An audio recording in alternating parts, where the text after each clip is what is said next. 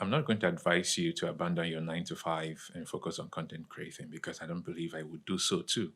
Why? Because that's how this thing works. Now, for you to go full time into content creating, you need to have a plan in place. You need to either have a team and you need to have an arrangement that works for you. First of all, need to have a management. Okay.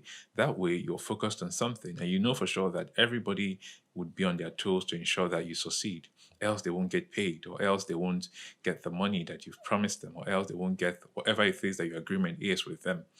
That way, you know that you have a committed team.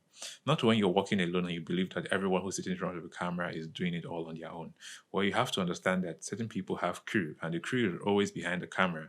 You can't see them. You can only see the person who they've set up to actually represent them.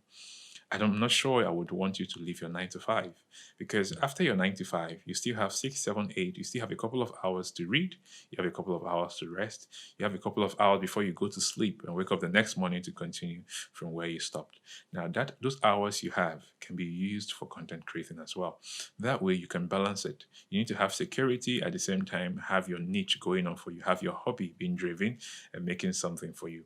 Yeah, for sure. Someday, somehow, you can start making something from it. But at the same time, you have to build up financial security by keeping your 9 to 5.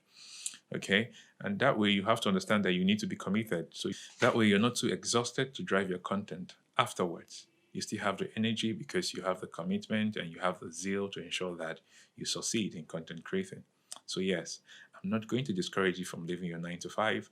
At the same time, I'm going to say to you if you're going to do that, then you need to have a huge plan in place. You need to have an arrangement put up. It doesn't have to be wonderful, but it have to be promising for you to leave your 9 to 5 to go into content creating fully.